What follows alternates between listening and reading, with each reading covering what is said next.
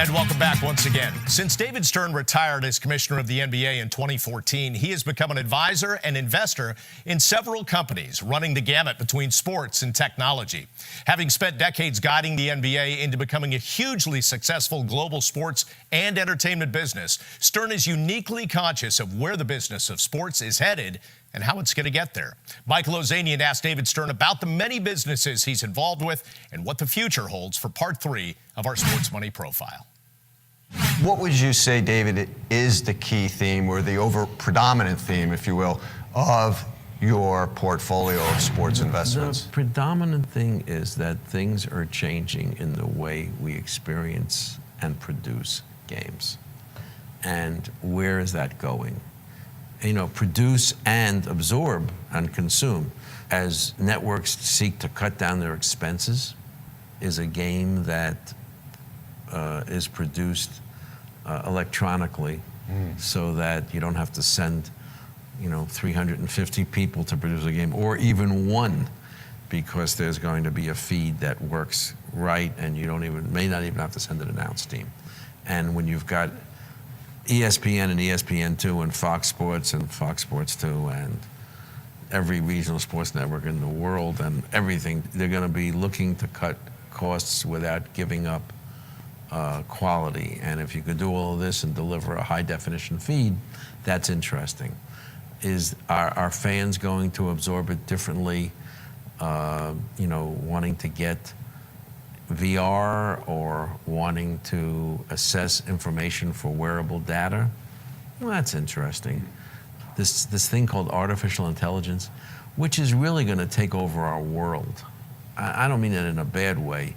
If you have an accounting job, like looking at invoices and doing other things, you're likely to be replaced by machinery in the not that distant future. That doesn't mean necessarily bottom line job losses, because there's all kinds of other industrial buildup that is going to have new jobs. But my question to myself is, what's the impact of all of this machine learning, artificial intelligence going to be on sports? It has to happen. And I guess the next question I have is, where's it going? Is it going to seep down into the high schools? The answer is yes. There's no high school kid who doesn't have his own reel now on his iPhone. There are different companies that are cutting up high school games, or send them to the Philippines. They're chopped up less expensively, gotten back to the coach. There's a community that's beginning to grow. And so cameras such as Keemotion and wearable technology are absolutely, positively going to be very strong at the collegiate level. Not everything is the pros here. Then if you're practicing and you've got 3 courts at a Big Ten university, you can track 3 courts practicing, and you don't have the student managers tracking shots and statistics, because it's going to be done electronically. But they're going to eliminate that aspect of the student manager's job. And certainly our NBA teams are installing cameras in their practice facilities that allow the coaches to do things in great ways, and the colleges are doing the same thing. So there's an arms race of some kind focusing on these changes.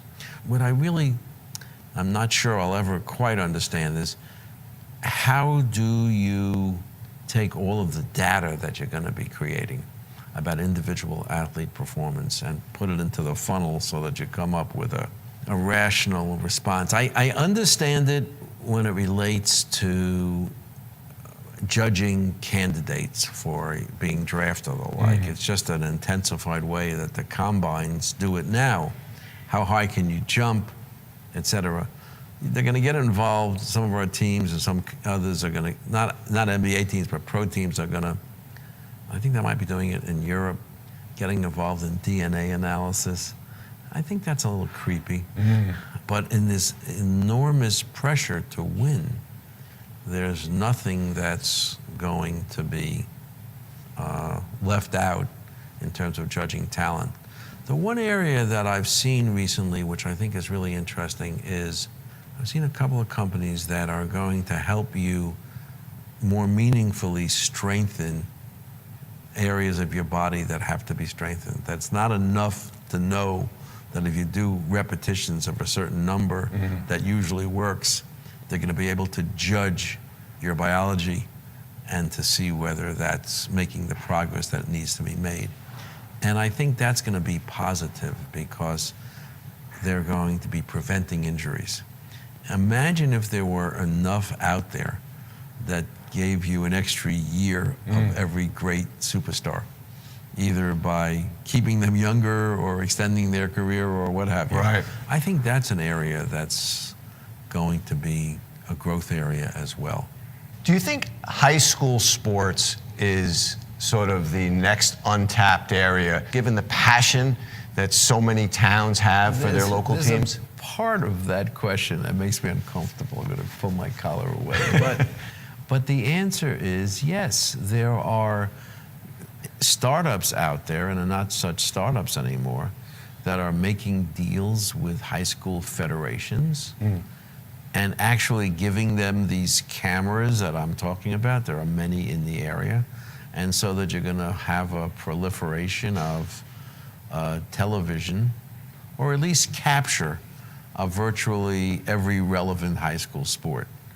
And then it's going to be monetized, and you're going to have advertising, and there are going to be others and other aspects of it, like assists with ticket sales and the like.